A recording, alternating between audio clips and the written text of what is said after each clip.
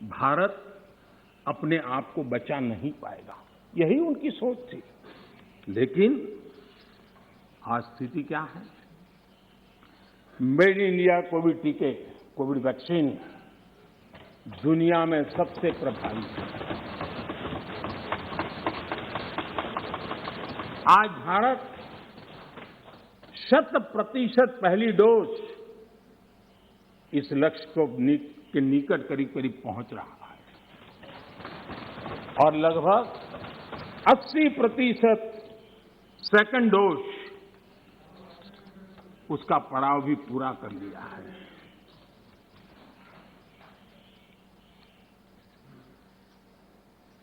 माननीय अध्यक्ष जी, कोरोना एक वैश्विक महामारी थी, लेकिन उसे भी दलगत राजनीति के लिए उपयोग में लाया जाए, क्या ये मानवता के लिए अच्छा है? भारत जैसे, आपको मैं प्लीज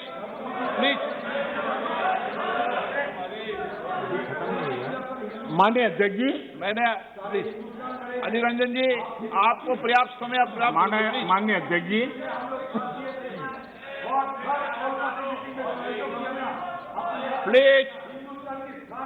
प्लीज माननीय अध्यक्ष जी, मैंने तो किसी का नाम नहीं दिया।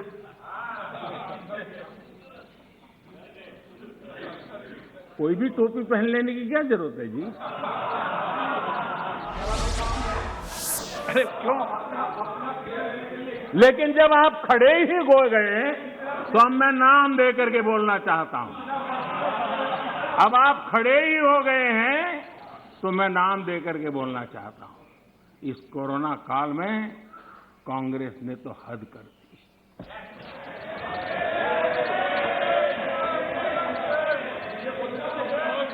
पहली लहर के दौरान मौका दूंगा आपको, प्लीज।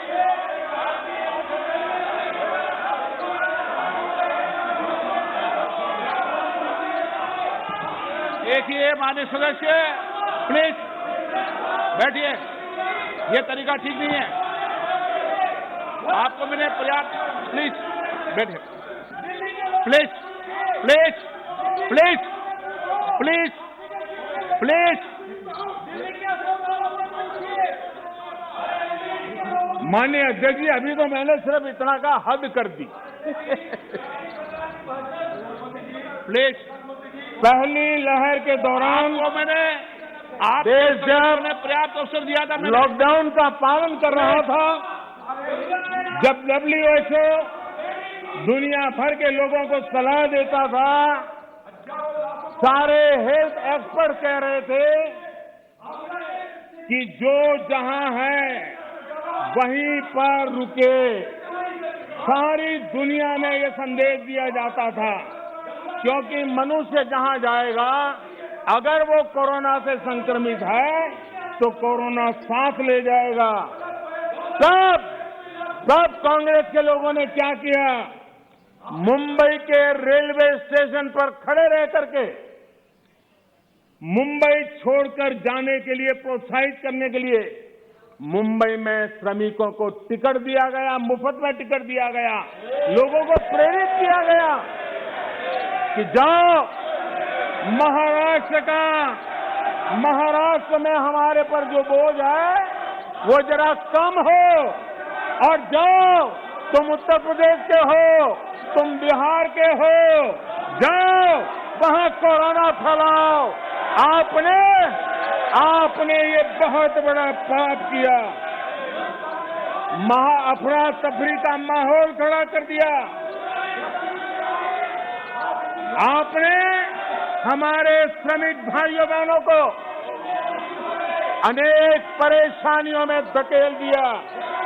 और माननीय अध्यक्ष जी, उस समय दिल्ली में ऐसी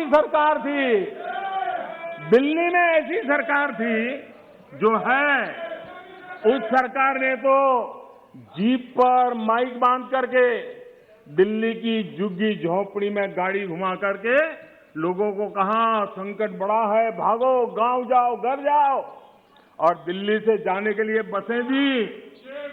आधे रास्ते छोड़ दिया और श्रमिकों को लिए अनेक मुसीबतें पैदा की।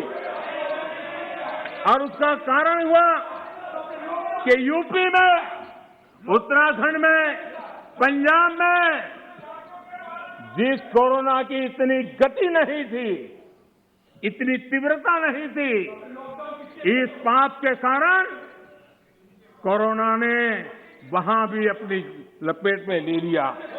माननीय अध्यक्ष जी, ये कैसी राजनीति है? मानव जात पर संकट के समय ये कैसी राजनीति है? ये दलगत राजनीति कब तक चलेगी? आदरणीय अध्यक्ष जी, कांग्रेस के इस आचरण से सिर्फ मैं ही नहीं, पूरा देश अचंभित है। 2 साल से देश 100 साल के सबसे बड़े संकट से मुकाबला जूझ कर रहा है। कुछ लोगों ने जिस प्रकार का व्यवहार किया, देश उससे सोच में पड़ गया है। क्या ये देश आपका नहीं है? क्या ये देश के लोग आपके नहीं हैं? क्या उनके सुख दुख आपके नहीं हैं?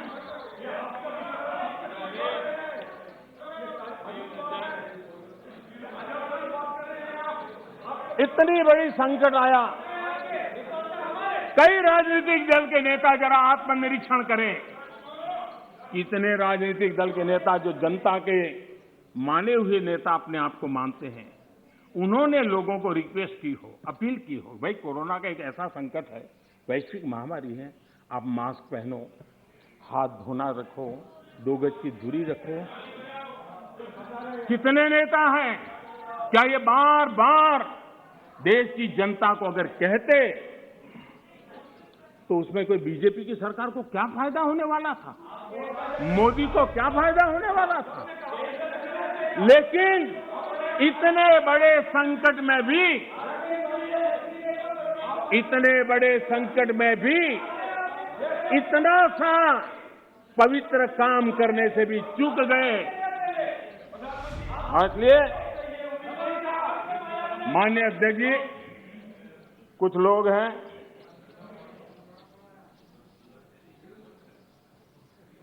उनको ये इंतजार था कि ये कोरोना वायरस मोदी की छवि को चपेट में ले लेगा।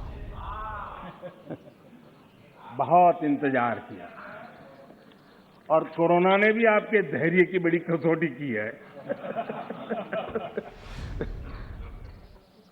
आए दिन आप लोग औरों को नीचा दिखाने के लिए महात्मा गांधी का नाम लेते हैं। महात्मा गांधी की स्वदेशी की बात, इसको बार बार दोहराने में हमें कौन रोकता है? अगर मोदी वोकल फॉर लोकल कहता है, मोदी ने कहा इसलिए शब्दों को छोड़ दो भाई, लेकिन क्या आप नहीं चाहते हैं देश आत्मनिर्भर बने? जिस महात्मा गांधी के आदर्शों की बात करते हैं, तब भारत में इस अभियान को ताकत देने में, जुड़ने में आपका क्या जाता था? उसका नेतृत्व आप लीजिए। महात्मा गांधी जी के स्वदेश के निर्णय को आगे बढ़ाइए, देश का भला होगा। और हो सकता है हाँ,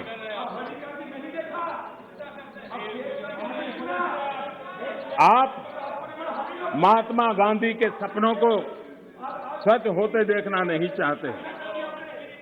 माननीय अध्यक्ष जी, आज पूरी दुनिया योग के लिए, एक प्रकार से कोरोना में तो योग ने दुनिया भर में जगह बना ली। दुनिया भर में कौन हिंदुस्तानी होगा जिसको योग के लिए गर्व न हो? आपने उसका भी मजाक उड़ाया, उसका भी विरोध किया। अच्छा होता आप लोगों को कहते भाई संकट में घर में है, ये योगा कीजिए, आपको फायदा होगा। क्या नुकसान था? फिट इंडिया मूवमेंट चले, देश का नौजवान सशक्त हो, सामर्थ्यवान हो। आपको मोदी से विरोध हो सकता है। फिट इंडिया मूवमेंट, आपके राजनीतिक दलों के छोटे छोटे युवा मंच होते हैं। अगर हम सब ने मिलकर के अगर इस फिट इंडिया के द्वारा देश की युवा शक्ति को इस सामर्थ्य की तरफ आगे बढ़ने के लिए कहते, लेकिन उसका भी विरोध, उसका भी उपहास। यानी क्या हो गया है आपको, मुझे समझ नहीं आ रहा है। और इसलिए मैं आज इसलिए कहता हूं आपको ध्यान में आए कि आप कहां खड़े हैं जी। और मैंने इतिहास बताया, 60 साल के लेकर 15 साल तक पूरा कालखंड, इतने राज्य, कोई आपको घुसने नहीं दे रहा है। माननीय अध्यक्ष जी, कभी कभी मैं ये विशेष बहुत प्यार से कह रहा हूं, नाराज मत हो जाना।